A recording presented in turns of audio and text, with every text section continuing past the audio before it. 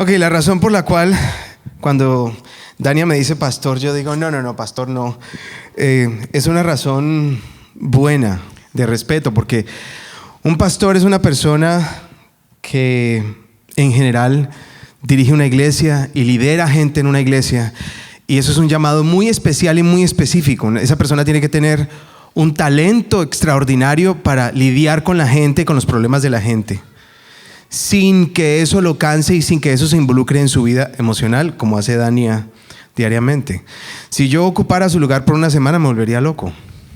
Así que lo digo con respeto, pastor, no.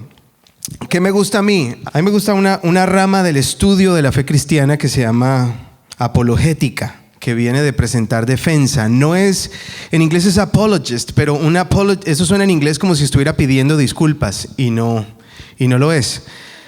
Ok. La apologética es presentar defensa o presentar razones por las cuales uno cree en lo que cree. Razones de lógica, inclusive científicas. Razones. Quien viene ante ti con preguntas o uno mismo le surgen preguntas y encontrar esas razones para satisfacer a cabalidad esas preguntas. Eso es la apologética. Eso es lo que a mí me gusta y eso es lo que estudio todos los días. Yo estaba pensando, ¿cuáles son las razones que yo mismo me daba para no haberme acercado a Cristo antes? Y descubrí que eran una cantidad de preguntas que eran válidas. Yo no estoy hablando que hacerse preguntas, así suenen en contra del evangelio, parezcan que son inválidas o que son blasfemia hacerse las preguntas. Hay que hacerse las preguntas. Lo malo es dejarlas sin respuestas. Me ha tocado gente dura con relación a evangelizar. Yo me tomo muy serio el puesto de compartir el evangelio y compartir el mensaje de fe que me fue entregado a mí por gracia, compartirlo a los demás. Y me encanta como un apologista que me gusta mucho, que se llama Frank Turek, cómo él define lo que es el proceso de evangelismo. Y Frank Turek dice que la evangelización se resume en una frase: es un mendigo enseñándole a otro dónde está la comida. Es así de simple. No es un santo, no es un venido a santo enseñándole al pecador cómo volverse santo, porque eso no existe en la Biblia. He's a beggar showing another beggar where's the food. That's it. So, he titulado esto que vengo a hablar hoy rápidamente. Lo he titulado 5 objeciones contra la fe cristiana y cómo responder a ellas. 5 objeciones contra la fe cristiana y cómo responder a ellas. Ahora, ¿cuál es la relevancia del tema? Uno tiene que entender por qué cree en lo que cree. Porque el Señor no nos pide tener fe ciega. A mí me molesta cuando escucho a un cristiano decir: es que yo tengo una fe ciega en Cristo. Eso no es. Aquí nadie le pide a nadie que tenga una fe ciega. ¿Ustedes saben qué es lo que tener una fe ciega? Cerrar los ojos y esperar que una vaca aparezca aquí en medio de la nada, out of nothing. Eso es tener una fe ciega. Hay razones, hay testigos, hay testimonios. Están los documentos, existen. Es muy importante saber uno por qué cree lo que cree, no simplemente recitar partes de la Biblia en el momento en que uno considera que es más oportuno. La mente y el corazón deben de estar en matrimonio en una verdadera fe, y me explico. Es que yo creo en Cristo profundamente en mi corazón. Sí, pero eso no es suficiente. Eso no es suficiente. Voy a explicar por qué. Hay veces yo he tenido gente enfrente mío que me está proponiendo un negocio o alguna cosa, y a la mente le suena muy bien. Mi mente está convencida, pero en mi corazón algo me dice que that's not right. Hay divorcio entre la mente y el corazón. Y hay veces yo quiero hacer cosas que sé que están mal hechas, o que sé que no hacen lógica, pero de corazón las quiero hacer. La verdadera fe viene cuando hay matrimonio entre la mente y el corazón. Quiere decir que ambos están convencidos y ambos se satisfacen con cosas completamente diferentes. ¿Ok? Por ejemplo, Mateo 22:36. Los que tengan su Biblia, si alguien quiere mirar. Anyways, yo lo tengo allí. Le preguntan a Cristo: Maestro, ¿cuál es el gran mandamiento de la ley? Y él dijo: amarás al Señor tu Dios con todo tu corazón. Punto. ¿Eso fue lo que dijo? No, ¿cierto? Amarás al Señor tu Dios con todo tu corazón y con toda tu alma y con toda tu mente. con toda tu mente. Eso está claramente establecido. Esa fue la respuesta que Cristo dio cuando le preguntaron cuál es el gran mandamiento de la ley.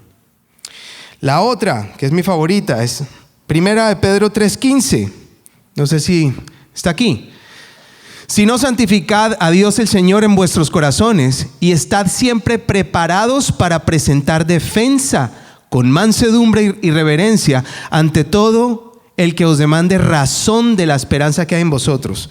Dicho en cristiano, en colombiano sencillo, hay que estar listos todo el tiempo para responder las razones del que duda de la fe que portamos, por cualquier motivo que lo pregunte. Si uno no sabe, como me ha pasado a mí muchas veces, si uno no sabe la respuesta de esas preguntas que aparentemente se basan en pura lógica y pura razón, si uno no sabe responder a eso, esa pregunta le puede sembrar un punto de óxido en la fe a uno. Por más que uno no lo quiera, te deja el punto de duda. Y muchas preguntas de estas siembran muchos puntos de dudas. Y la fe se erosiona, pasa todo el tiempo. El 70% de los muchachos creyentes que entran a la universidad hoy en día en cualquier parte de Estados Unidos, dentro de los primeros 6 meses abandonan su fe en Cristo. Y la razón es porque esos muchachos, muchos de ellos han crecido en la fe, han nacido en la fe y han crecido en la fe, pero no tienen ni idea por qué creen en lo que creen. No tienen ni idea. Cuando llega un profesor de universidad que de 5-1 tiene más tendencia a ser ateo que cualquier otro profesor, le va a tirar una de esas curvas y en una sola clase le desbarató la fe, porque el muchacho no sabía por qué creía en lo que creía. Yo quiero que entendamos que es relevante tener razón de por qué uno cree lo que cree. Ahora, si uno no tiene razón de por qué cree en lo que cree, eso no está mal, porque uno no tiene por qué sabérselas todas. Pero por lo menos tiene que existir la inquietud de querer saber por qué creo en lo que creo. Oseas 4:6. Mi pueblo fue destruido porque le faltó conocimiento. El pueblo no fue destruido porque le faltó corazón, porque le faltó actitud, porque le faltó ser buena gente. El pueblo fue destruido porque le faltó conocimiento. En otras escrituras hablan de que mi pueblo pereció por falta de conocimiento. Cuando Eva fue tentada en el paraíso, Satanás usó la razón. La razón. No le dijo, uy, cómo es de rica la manzana, cómo sabe de rico. No utilizó los sentidos, utilizó la razón. La convenció que si comía la manzana se iba a volver como Dios, sabiendo el bien y el mal. Y cuando Cristo fue tentado en el desierto, también Satanás usó la razón. Satanás sabe que por la razón es por donde agarra al cristiano. Porque el cristiano, por whatever reason, ha caído en esto de que es suficiente con tener una fe ciega en Dios y creer en Cristo en mi corazón, and that's it. ¿Ok? Y no es suficiente, y mucho menos es suficiente hoy en día en estos tiempos, donde el nuevo ateísmo está organizado a la orden del día, en los medios de comunicación, en la política, en el sistema de educación, con ataque frontal al cristianismo y los valores absolutos que representa. Está de moda ser ateo, está de moda. Están a la orden del día, reclutando seguidores y ridiculizando a quien no piensen como ellos. Yo no soy religioso, cualquier cosa menos eso. Pero ahí está, yo les podría mostrar el video de Richard Dawkins ordenándole a todos sus seguidores que they have to mock Christianity. Que cualquiera que venga y manifieste que tiene fe en Dios tiene que ser ridiculizado, no se le puede dejar en paz. Hay que molestarlo hasta el punto donde caiga en ridículo y renuncie a la idea estúpida de creer en Dios. Búsquenlo en YouTube, Richard Dawkins, gran científico. Estoy hablando de un científico que aparece en televisión todo el tiempo. ¿Ok? Creo que la relevancia nos quedó clara, ¿cierto? Vamos a las 5 objeciones que yo traje hoy. No las traje en ningún orden en particular, no corresponden a un orden relevante, son aleatorias, más bien fueron escogidas porque son las que más encuentro todo el tiempo, son las que me ha hecho mi papá, por ejemplo, que ese es mi reto mayor, mi padre. Ok, 5 objeciones. Los descubrimientos científicos han demostrado que Dios no existe. Número 2, hay muchos cristianos que son corruptos y deshonestos. Muchos pastores son mercaderes de la fe. O se han cometido muchas atrocidades en el nombre de la religión cristiana. Número 3, todas las religiones son iguales. Esa la escucho todo el tiempo. Número 4, si Dios existe, entonces ¿por qué hay maldad en la tierra? Y número 5, la verdad no existe, la verdad absoluta no existe, la verdad es relativa. Y por tanto el cristianismo no es la verdad absoluta. A mí me encantan las preguntas difíciles, las más complicadas de todas. Esas son las que me encantan. Porque una cosa que he descubierto es que la razón está de la parte cristiana, no del otro lado. Empecemos. Objeción número 1. Los descubrimientos científicos han demostrado que Dios no existe. Esto es mentiras. Lo primero que yo le pregunto a una persona que me dice eso es, ¿cuáles descubrimientos científicos? ¿Cuáles? Ustedes se van a sorprender porque muchas de estas personas que dicen estas cosas no saben lo que están diciendo en profundidad. Son preguntas y objeciones que han escuchado en conversaciones y las repiten porque les parecen interesantes o quieren lucirse frente a otra gente, tirando estos gotcha questions. Pero cuando uno le devuelve la pregunta, los deja en calzoncillos. Se da cuenta que de verdad no tienen profundidad. No estoy diciendo que todos sean así. Hay grandes intelectuales muy preparados para darte un gran debate, ¿ok? Pero la gran mayoría de la gente no tiene ni idea. ¿Por qué repiten esto? Sobre todo los muchachos en las universidades. ¿Cuáles descubrimientos científicos han demostrado que Dios no existe? Yo como cristiano reclamo que Dios es la suprema inteligencia, indescriptible en palabras humanas, porque está fuera del tiempo y fuera del espacio y fuera de la materia. Ese Dios se ha inventado todo lo que existe, incluyendo tiempo, espacio y materia. Ese es el Dios en el que yo creo, no Zeus, no un diosecito así. O sea, yo no creo en ese Dios porque no me explique cosas que ocurren en mi realidad. Creo en ese Dios porque reconozco que esto tiene que ser un diseño inteligente. Tiene que haber una inteligencia suprema detrás del diseño de todo esto. Sabiendo eso, declarar que un descubrimiento científico niega la existencia de Dios es como declarar que el estudio del avión niega la existencia de los hermanos Wright, que fueron los que se inventaron el avión. O que el estudio gramatical del Quijote de la Mancha niega la existencia de Miguel de Cervantes Saavedra. Es igual de estúpido. Dios, el autor y la ciencia son complementarios, no contradictorios. El comienzo del universo. Los científicos siempre pensaron que el universo había sido eterno, antes de mediados del siglo XX. No tenía principio ni fin. Y un día, un tipo en un telescopio descubrió que todo el universo, no voy a entrar en los detalles de por qué el descubrimiento científico no es relevante en este momento, todo el universo se estaba alejando. Todo de todo se estaba alejando. Significa que estaba creciendo como una bomba, lo cual sugería inmediatamente que el universo había estado junto en algún punto. Quiere decir que había nacido de una gran explosión, todo. Y una cantidad de científicos en ese momento dijeron, no es posible. No les gustaba esa idea. Génesis 1:1. En el principio Dios creó los cielos y la tierra. Y ahora en ese momento cuando descubrieron esto no les gustó.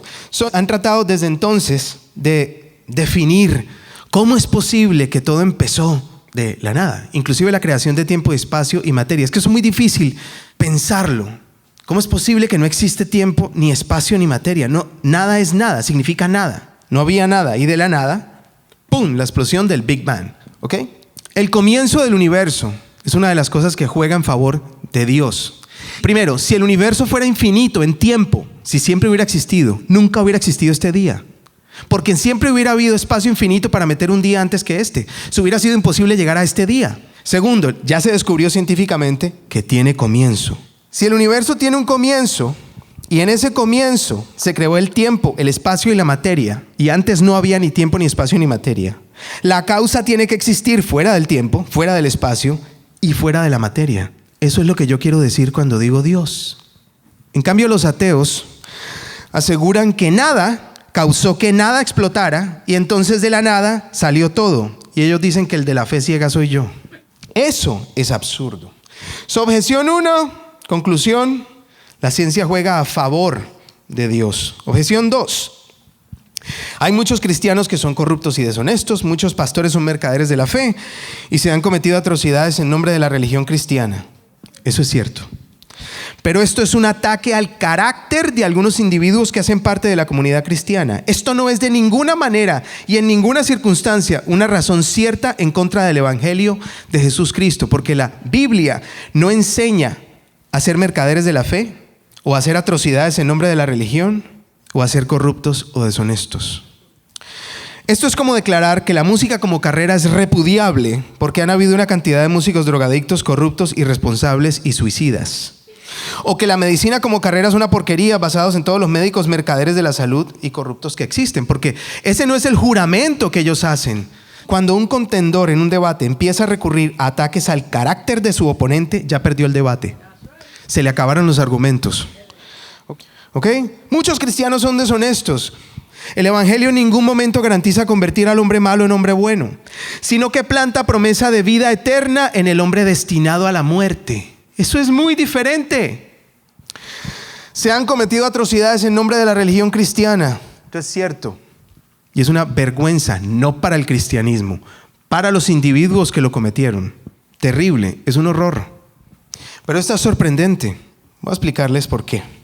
Porque desde la formación de la Unión Soviética, Stalin particularmente, mató a 15 millones de sus compatriotas. 15 millones por pensar diferente que él en la Unión Soviética. En peores números está China. Mao Zedong dijo que para hacer la reforma agraria había que matar a 50 millones de personas. Los nazis asesinaron a millones de personas, 6 millones de judíos, y llevaron al mundo a una guerra que arrasó con 50 millones de seres humanos. Todo en nombre de la ciencia, la pureza racial y la ausencia del Todopoderoso. Las mentes más brillantes y más educadas de Alemania cometieron estas atrocidades. Lo que necesita el mundo es educación, yo lo dudo. Si usted descubre a una persona robándose los tornillos y las tuercas de un riel de ferrocarril y lo mete a la universidad para que mejore, cuando salga de la universidad se va a robar todo el ferrocarril completo. El problema no es educación.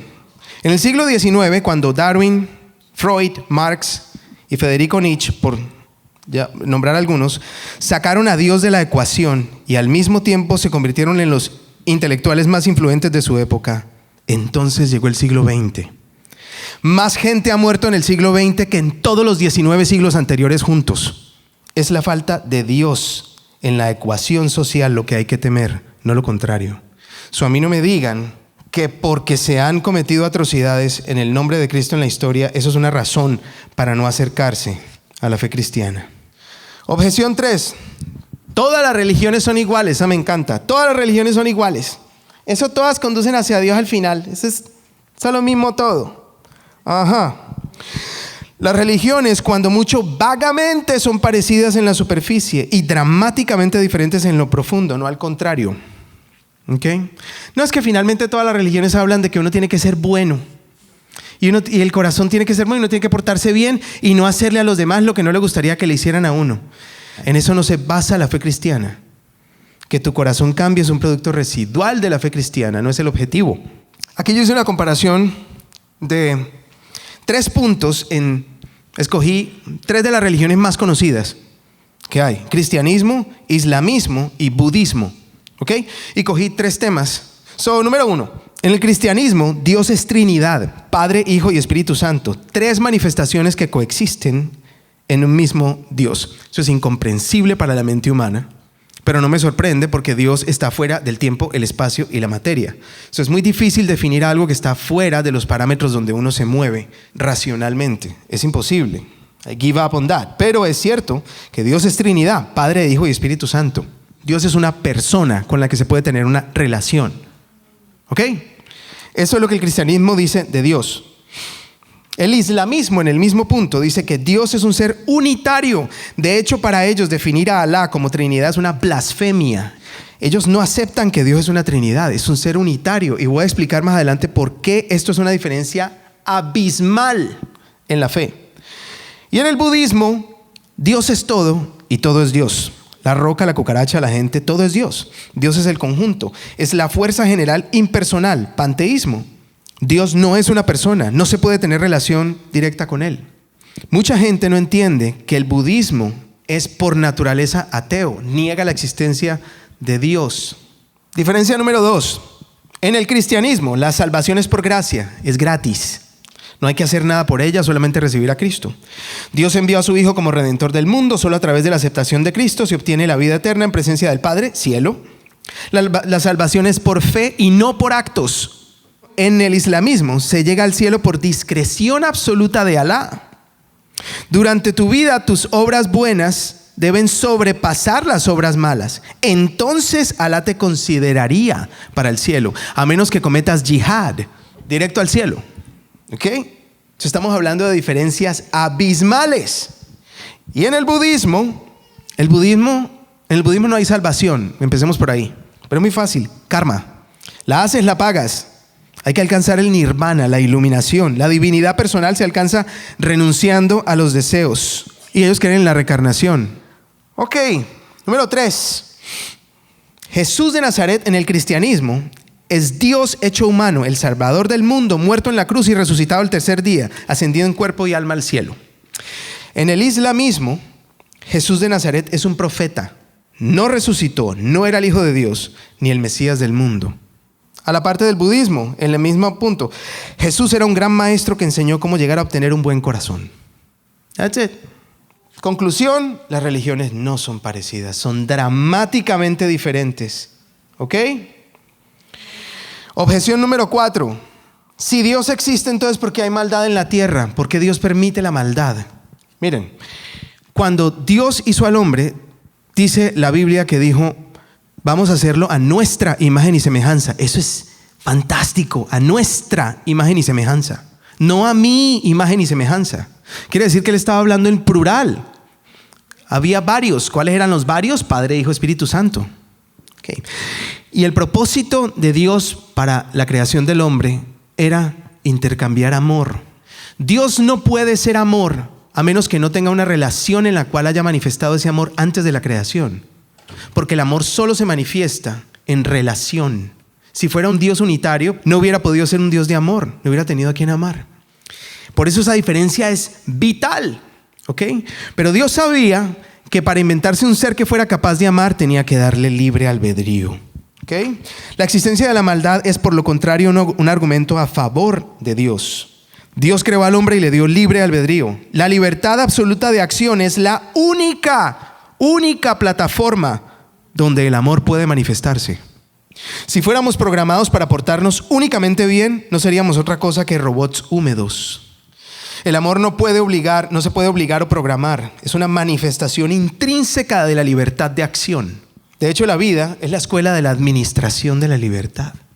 Al tener libre albedrío total, el hombre tenía la posibilidad de obrar contra el deseo inicial de Dios. Y Dios lo supo. Allí surge la maldad. Dios no inventó la maldad, le entregó la libertad al hombre y el hombre la ejerce. Y él ha decidido coger un camino o el otro. Es ahí donde surge la maldad. La maldad es el producto de una acción, no tiene existencia intrínseca. Como la luz y la sombra. La luz puede existir sin la sombra, pero la sombra no puede existir sin la luz.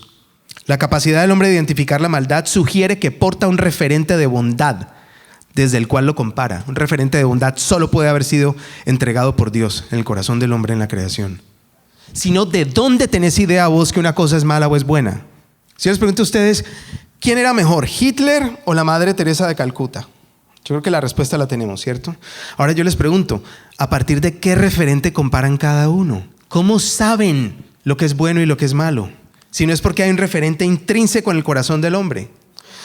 La maldad no es un argumento en contra de Dios, la existencia de la maldad. Es un argumento a favor de la existencia de Dios. Objeción número 5 y última. Esta es mi favorita. La verdad absoluta no existe. La verdad es relativa. Por lo tanto, el cristianismo no es la verdad absoluta. Esta es una declaración que se niega a sí misma.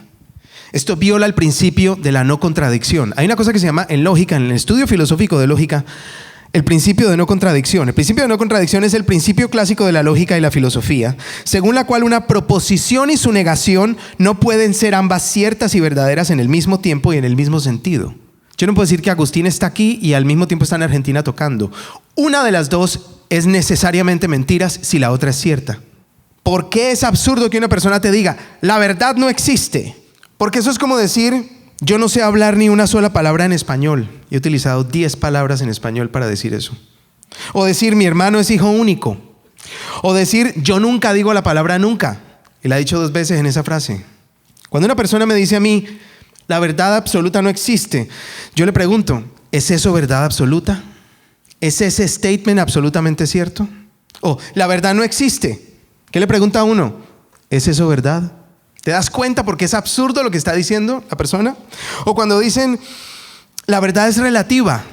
Es que el cristianismo es verdad para usted, pero no verdad para mí. Entonces yo le pregunto, ¿es eso verdad para usted y no verdad para mí? Justamente el cristianismo reclama que hay una verdad absoluta, que existen los absolutos. Estamos haciendo el reclamo de que esto es cierto. Ok, conclusión. Recuerden 1 Pedro 3:15, que él habla de que hay que presentar defensa con mansedumbre, con respeto a quien lo pregunta, porque el objetivo del intelectual ateo con relación al que tiene fe es ridiculizarlo, pero el objetivo del cristiano que está presentando defensa de la fe es ganarse el alma para Cristo. No tiene sentido compartir el olor de la rosa que llevas si antes has cortado la nariz de tu oponente. Si después de que una persona viene con esas dudas, le cojo 3, 4, 5 cosas y lo ridiculizo, ¿cómo en ese momento esa persona me va a abrir la puerta para que yo le entregue el evangelio de Cristo Jesús? Espero que hayan aprendido algo, o que les haya servido de algo. Because of who you are, I will lift my voice and say, Lord, I worship you because of who you are. Lord, I worship you because of who you are. Porque